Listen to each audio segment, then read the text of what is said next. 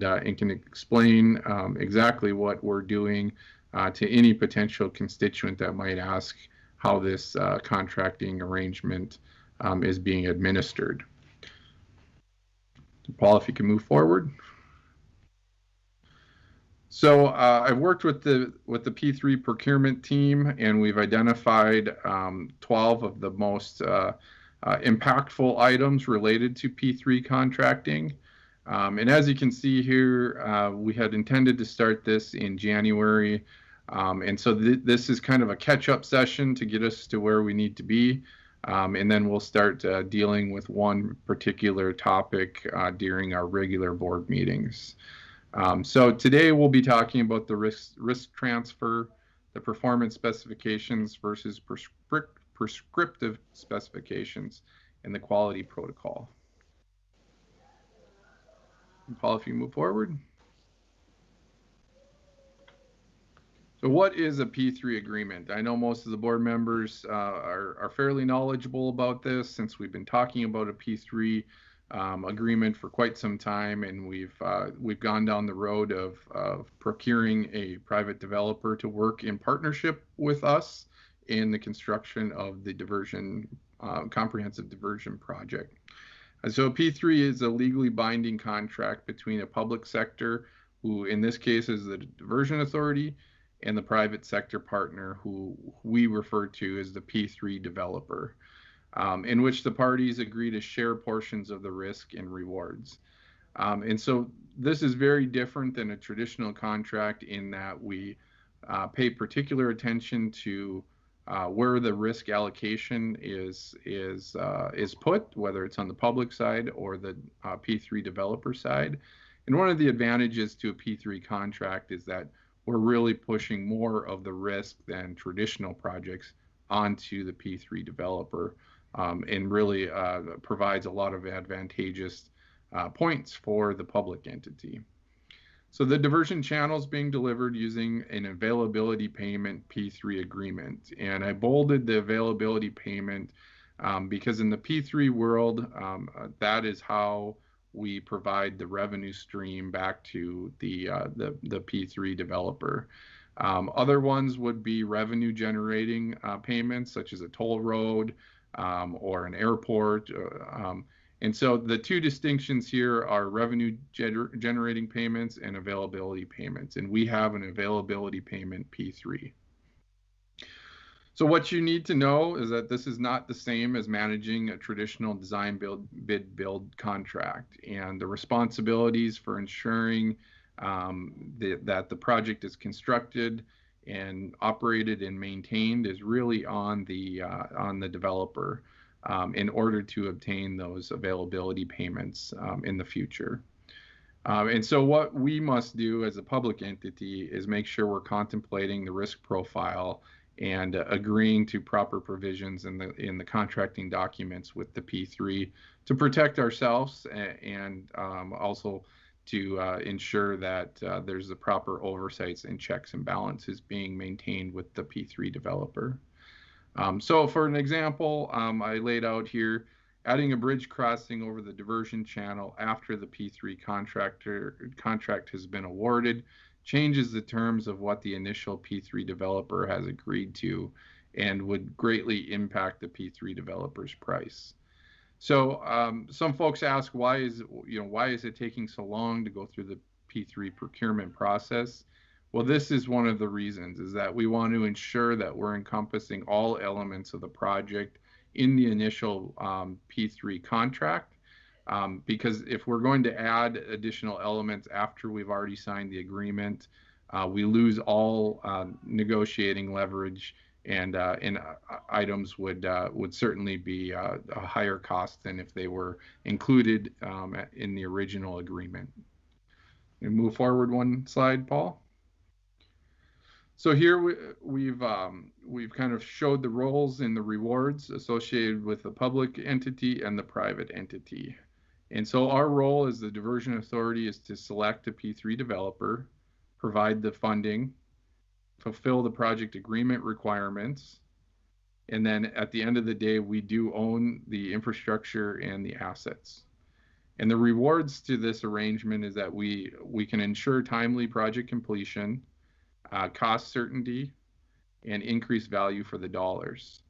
So one item with the cost certainty that is a huge benefit to the Diversion Authority project is that once we lock in that P3 contract, we've locked in the price. So it's very different than a traditional project where you run into change orders and unintended construction circumstances that require the contractor to expend more resources. That risk is all on the contractor. And once we get a bid in hand, if we don't add any additional infrastructure after we sign the agreement, that is a cost certain number that we have, and we will not have those change orders. On the private side, obviously, their role is to provide private financing to supplement our public funding, design and construct the project, and operate and maintain the project for 30 years, and then hand back the project in good condition. And the reward for them is a 30-year revenue stream, and that's very predictable, and they can invest capital and do this sort of agreement because it's almost like a 30-year bond back to the investors on the project.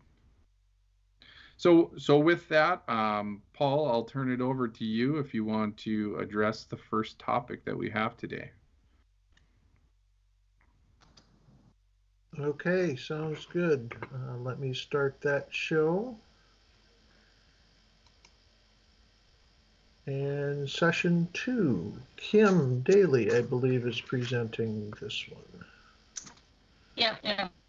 Thanks, Paul. All right.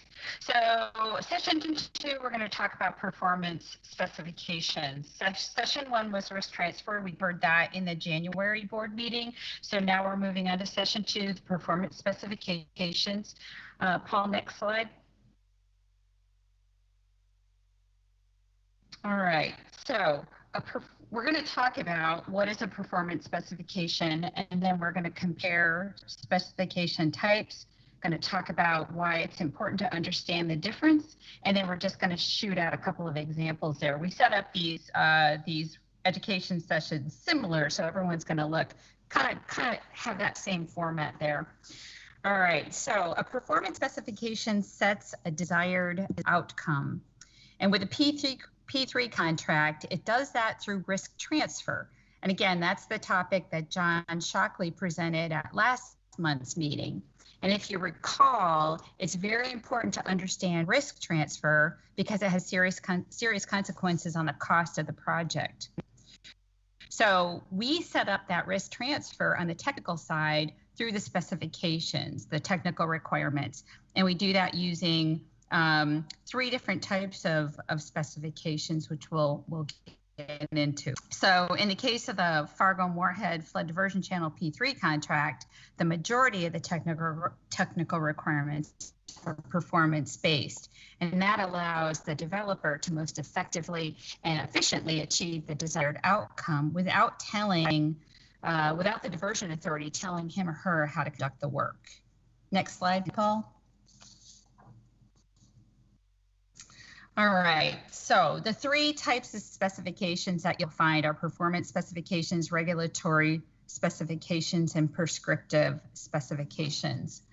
A performance specification, again, makes sure that service delivery is more efficient by allowing the P3 developer flexibility to allow how to best achieve the intended results. All right, so and the intended results, the desired outcome. So the developer decides in general what materials to use and how to accomplish the work. The success or failure of the work is a responsibility of the developer because the risk has been transferred to the developer through a performance requirement. All right. So again, performance requirements reflect the parameters that define the outcomes desired by the diversion authority for operational conditions, site impacts, layout quality, whole life cost, construction approaches. And the P3 developer has to either meet or exceed those objectives in their proposals and then eventually their work. once they're awarded the contract and brought on board. All right, Paul, next slide.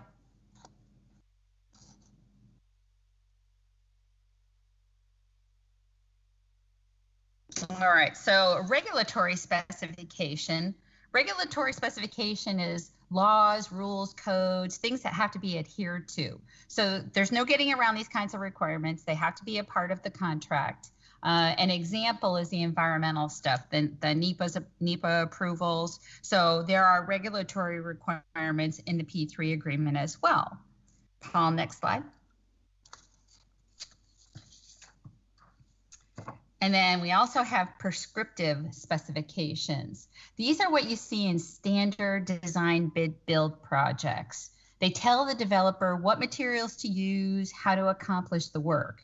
But the point to remember here is that in using a prescriptive specification, it's then the owner who sets those specifications who is responsible for the success or failure of the work.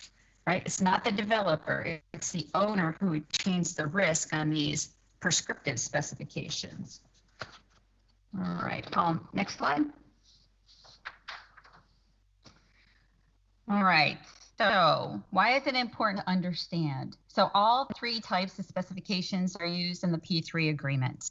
And it's important to know the difference and with whom the risk lies based on the technical requirements of the contract in administering and monitoring the developer's work, right? It'll be a factor in making decisions, measuring the performance of the developer's work, and in implementing the project. Again, it goes back to, or boils down to that risk transfer, what John Shockley was talking about in session 1 and why it's so important to understand that.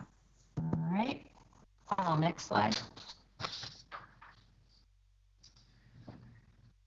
All right, so performance outcomes result in project efficiency, right? Performance specifications focus on what the work is intended to achieve rather than prescribing methods and materials for how to conduct the work, and it transfers the risk.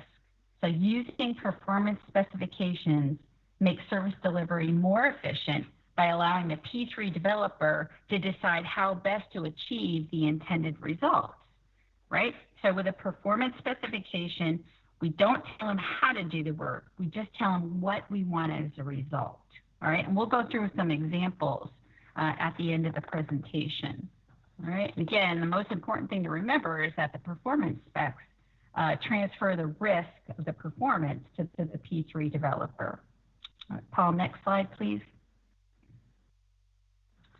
All right, so regulatory specifications, regulatory outcomes result in project compliance. Again, compliance is the regulatory specifications are compliance with rules, laws, codes, things that we can't avoid.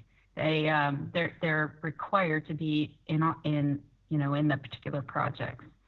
On the prescriptive outcome, again, that results in project certainty, right? And prescriptive requirements result in certainty, whether it's the most efficient, effective approach or not. You'll know exactly what you end up with, right? You'll know what material the work is made out of. You'll know the color, the size, and you'll know how it was performed, right?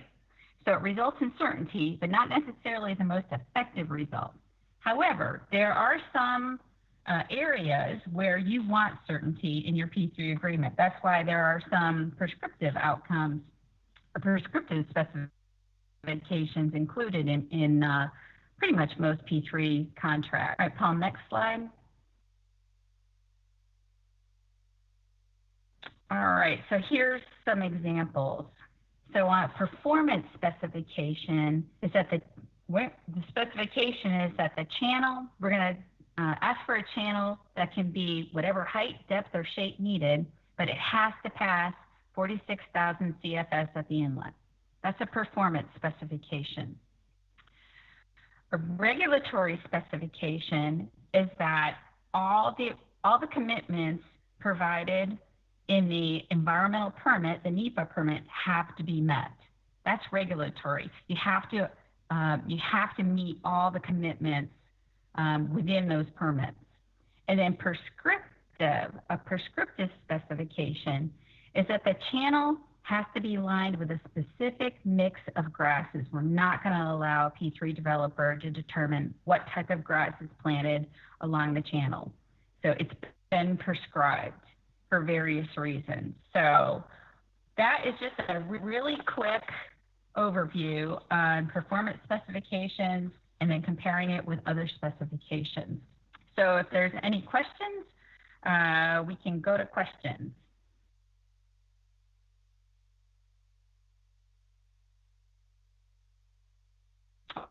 All right, Paul, I guess we can move on to the next session.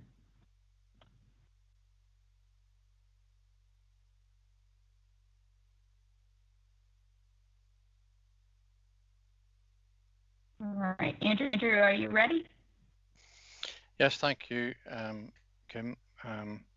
Next session talks about the quality protocol and how we manage and achieve the required quality outcomes in the project, in the P3 project. Next slide, please, Paul. So what we're going to cover in here is how the quality is ensured through the P3 contract. We'll compare non-conformance and non-compliance with quality requirements. We'll look at why this is important to understand, and we'll have some examples. Now, the quality protocol is a system for ensuring adherence to the regulations, laws, and contract requirements. And that leads to, in default, it leads to triggers for improvement, intervention, or developer default. It's how we measure how that the developer is complying with the requirements of the contract. And to have a quality protocol, we need to be able to define the attributes of it and develop the criteria for establishing the quality, how we oversee and monitor the quality, we audit the quality, and how we report and track the quality. Next slide, please, Paul. So first of all, we need to understand the difference between non-conformances and non-compliance.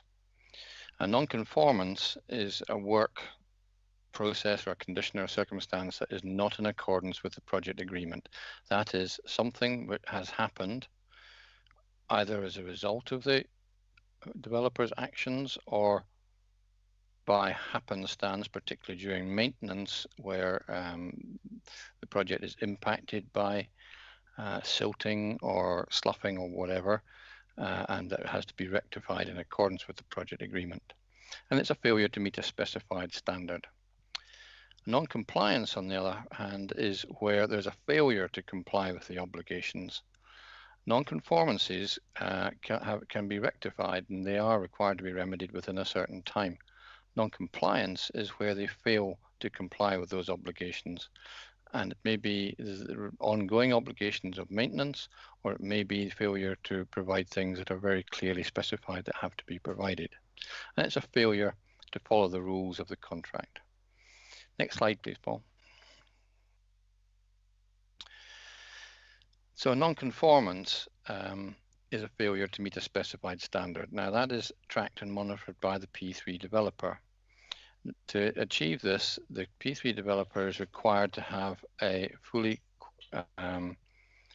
developed and approved quality management system. And a non-conformance, as I said in the last slide, may need to lead to a non-compliance event if it isn't rectified in accordance with the quality management plan. And we achieve the non-conformance, we determine non-conformances by inspections and contract monitoring and audits. Next slide, please, Paul.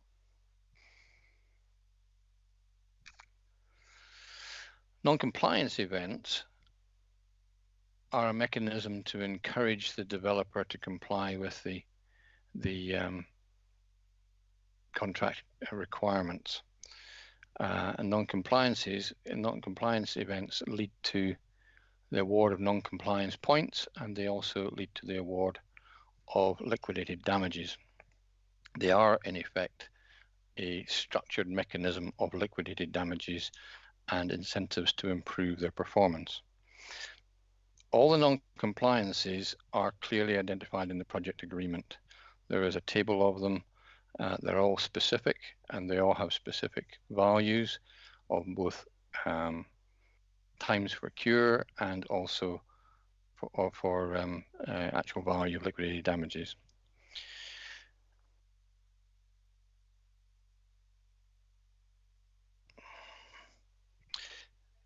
Non-compliance points, the penalty, non-compliance points rack up to trigger values, and if they achieve those trigger values, then there are certain consequences set out in the project agreement to improve their performance.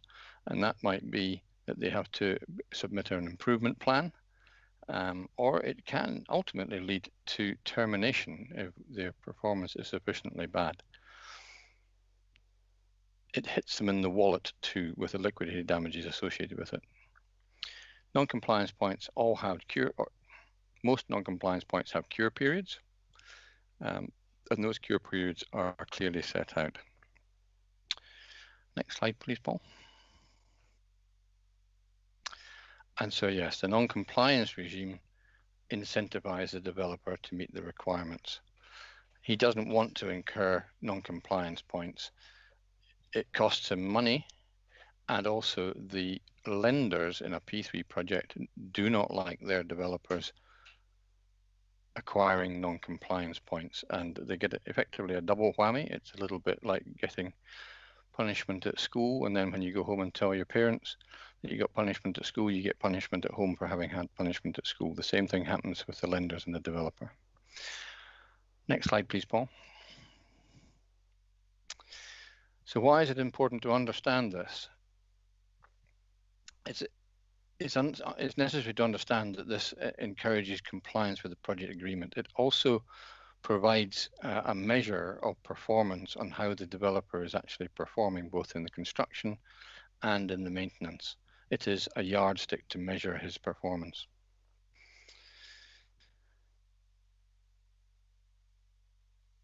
The better the quality management system that is implemented in a project, the more likely that project will achieve its goals, both on time scale and on money and on the quality of the product which is actually produced.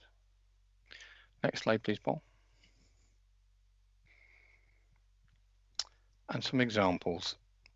For a non-conformance, the bridge deck has been built an inch thinner than what was shown on the release for construction documents.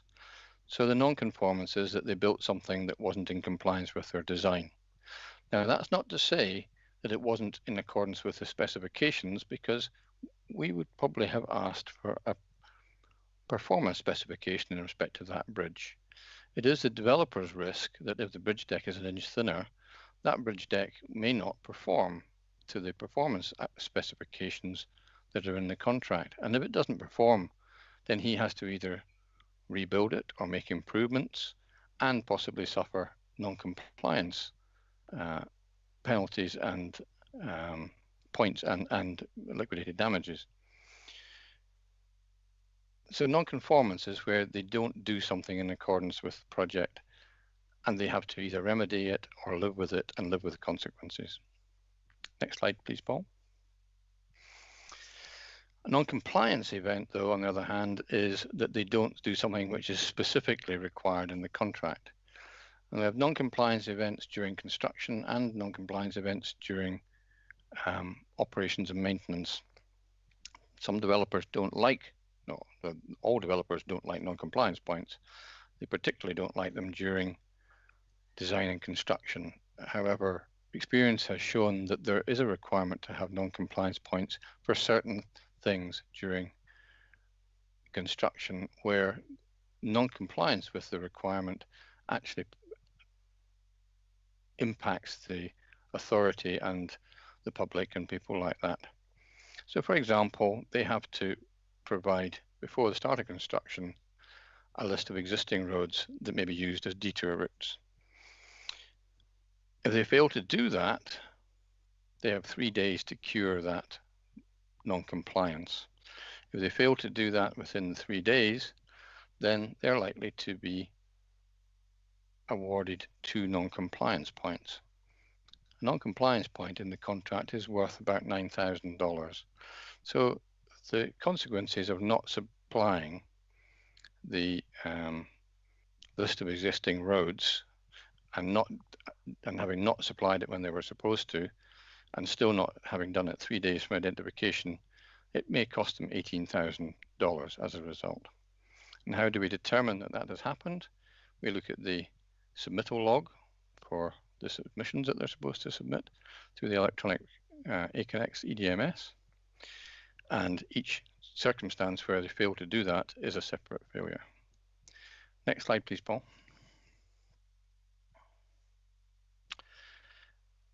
Any questions?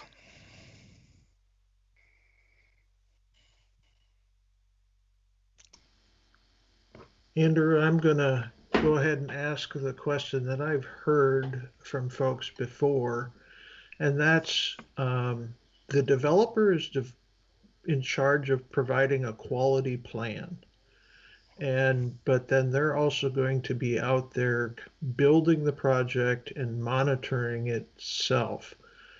So it seems like it's almost like the fox watching the hen house.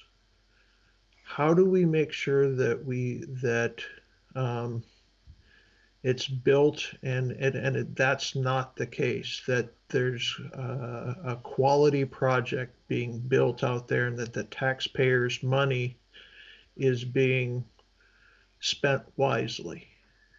Could I just confirm, are we having session 4 today of oversight and monitoring? Yes. Yes.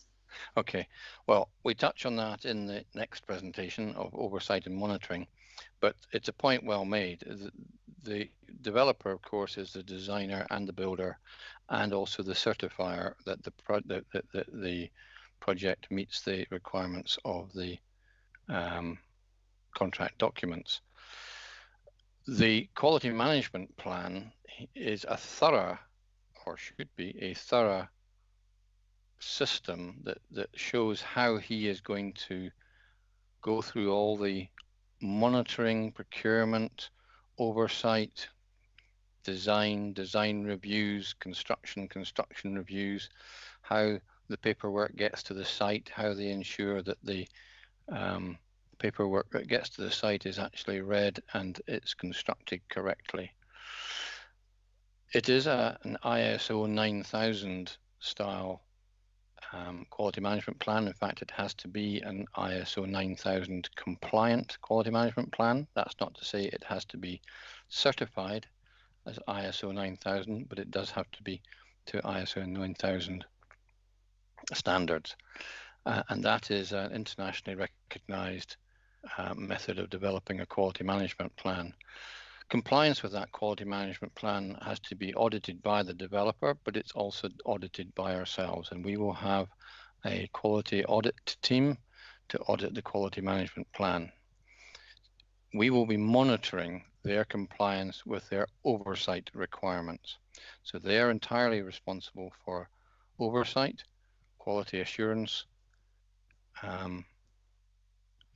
and we monitor that through strategic quality audit system. We will also be carrying out compliance checking on site of both random and ad hoc inspections. These will be recorded in an electronic database, and that will form the basis for monitoring any defects, any deficiencies, and will ultimately form the basis for achieving substantial completion and giving the authority confidence that the project has been constructed in accordance with the release for construction documents. Does that help answer the question?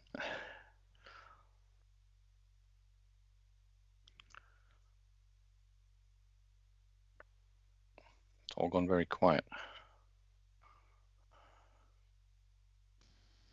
I think we can move on to the next session.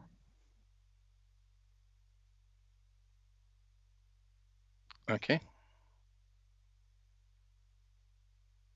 where we go.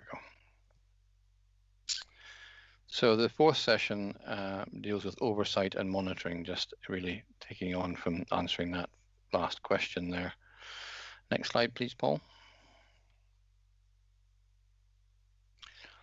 So on this, we're going to look at what is oversight and monitoring, how is monitoring accomplished, why is it important to understand, and we'll also provide you some examples. So both the Diversion Authority and the P3 developer play a role in managing the project performance standards. Well, it's not just the performance standards, it's managing all the project requirements that are set out in the project agreement and the technical requirements. And also, in the case of the developer, complying with regulatory requirements, and in the case of the Diversion Authority, ensuring that regulatory requirements are met. Now, oversight is the action of overseeing something. It's careful and vigilant supervision, and it's for work or product for which the entity doing the oversight is responsible. Whereas monitoring on the part of the Diversion Authority is ensuring that the oversight is actually happening. That may sound like double counting or double duty, if you like, but it is just giving the Diversion Authority the confidence that the developer is carrying out the full oversight of the work that it's carrying out. Oversight is 100%, monitoring is sample observation. Next slide please, Paul.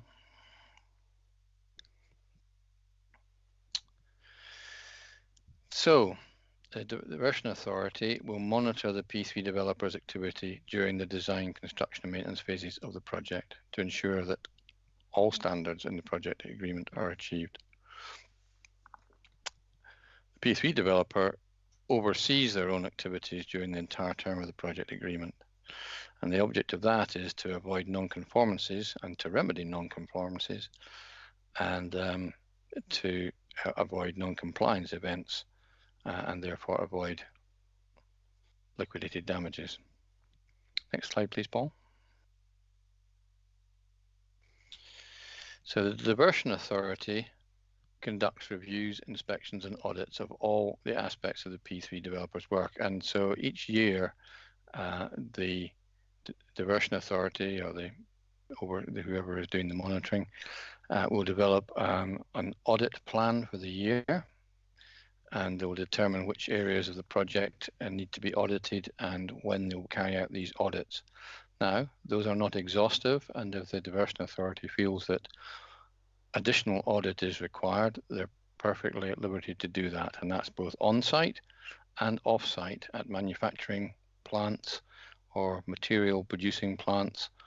The project agreement allows that we can do that.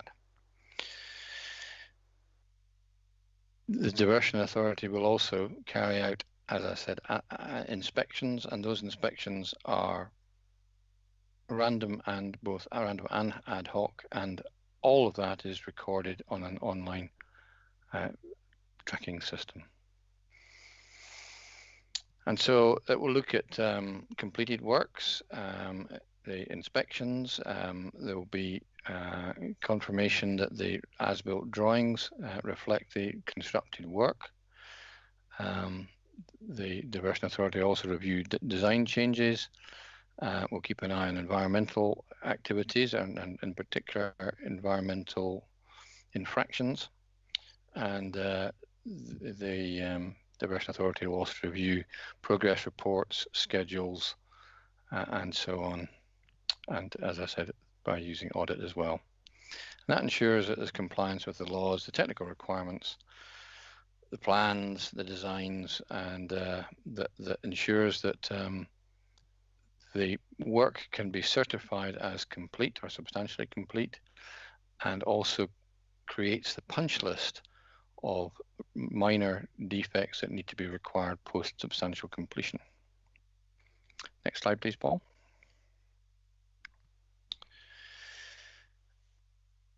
The reason that we have the distinction between oversight and monitoring. Oversight gives the risk to the overseer to ensure that compliance is happening on site. Monitoring is just that. It is giving confidence that the correct oversight is being carried out. It's a risk thing. If the diversion authority took over the oversight of the developer in the construction, they would essentially take back a significant risk to the diversion authority for the performance of the project. And we don't want oversight to impact on the efficiencies that the developer is able to bring through the design build approach to the P3 project. Next slide, please, Paul.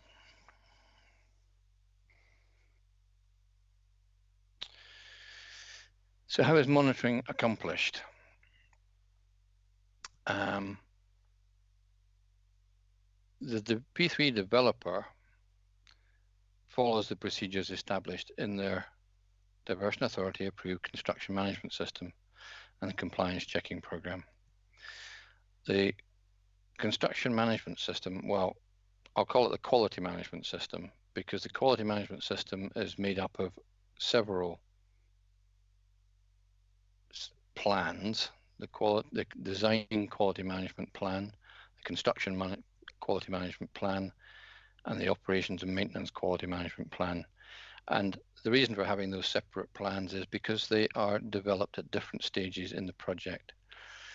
It is a requirement of Notice to Proceed 1 to start design that they have an approved design quality management plan in place.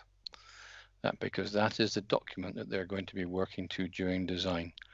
Likewise, for NTP2, Notice to Proceed with Construction, that they must have an approved construction quality management system in place, quality management plan in place, sorry, and so on through the phases of the project.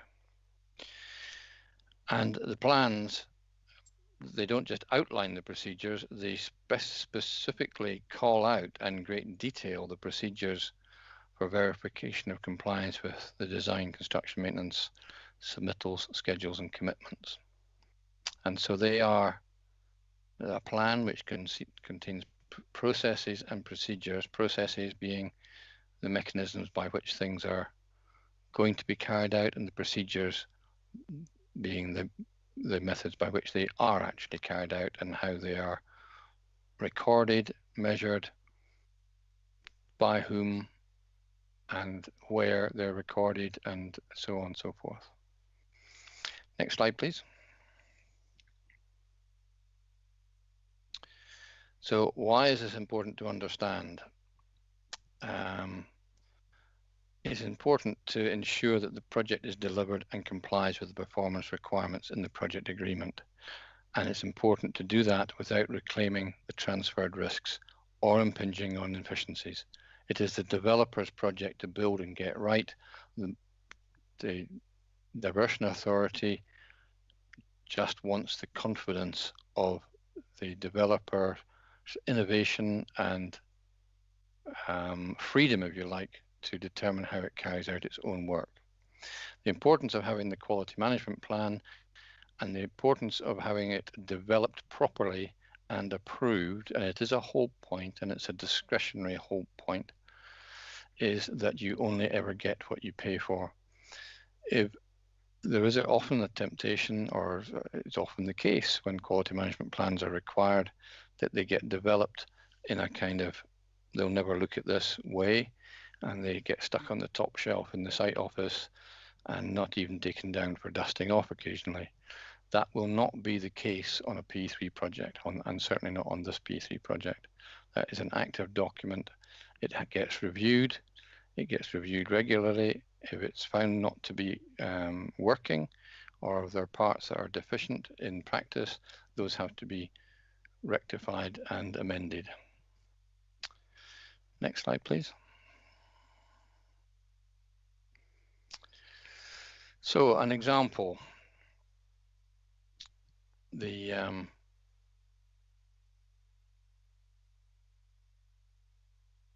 requirement is to construct a channel to mitigate flooding.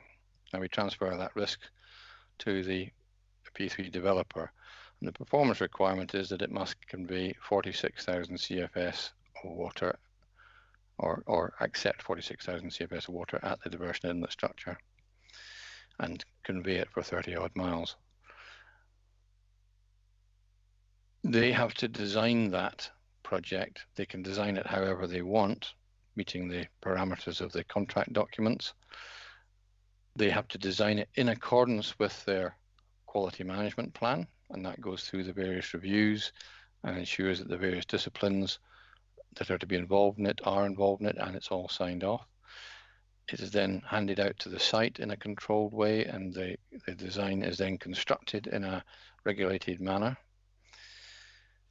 And the way we measure that the diversion channel is compliant with those requirements and that we're getting the quality required is that we use the H&H model, the HEC-RAS model, to determine that the design will work. And then once it's constructed, we will apply the as-built constructed works to the model to verify that it still is in compliance.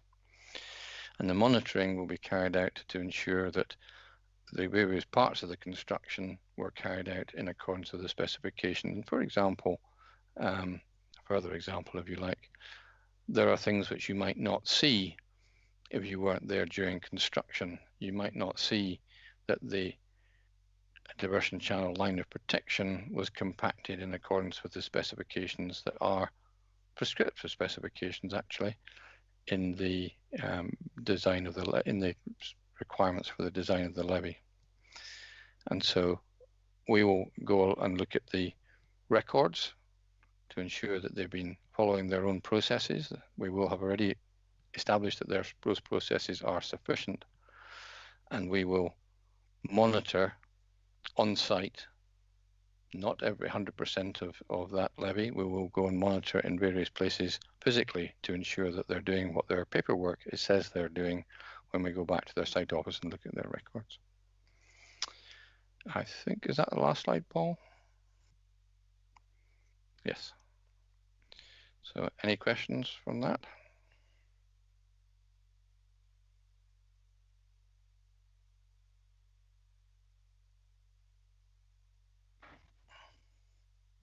Thanks, Andrew. So I just have a quick question, and I think it will, your answer will kind of explain in a scenario case what the difference is between oversight and monitoring. So say during construction, Commissioner Peterson receives a phone call from a constituent complaining about noise. What ability do we have then to be able to go to the project site and demand that the contractor reduce their noise level? And how are we dealing with that now during the procurement to ensure that we have an appropriate level of regulatory enforcement on something like that? So there are two aspects to, for example, noise. There are regulatory requirements in respect of noise, and the developer is required to comply with any regulatory requirements in respect of noise. But also we have some, and they really are performance specifications that require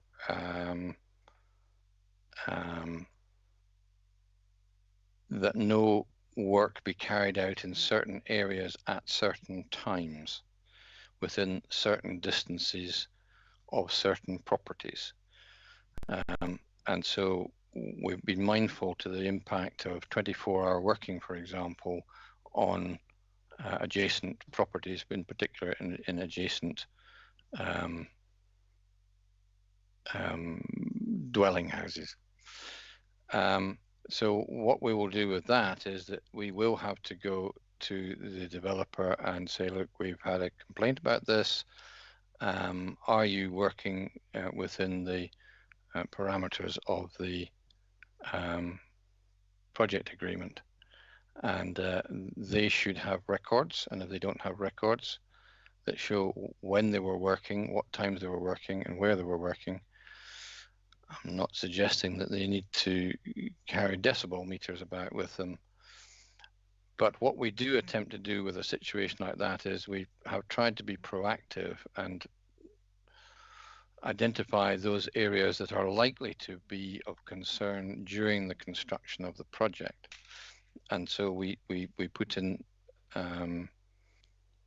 addition to the regulatory requirements, we put in specific requirements that they have to abide by. They are we do try to have performance requirements rather than specific requirements.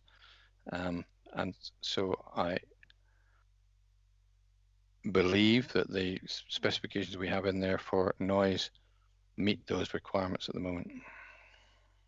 Yeah, thanks, Andrew. And so the point I'm trying to make here is a lot of the work to ensure that these sorts of things are taken care of are being done currently, right now, during the procurement phase. And so it's going to be different than a traditional project where we have a little bit more control over the contractor's operation and the construction site. So, of course, it's of utmost concern that we address these issues effectively in the request for proposal documents, and that they're being taken care of now. And so with that, I'll open it up if there's any questions from the board on any of the content that we've gone over today.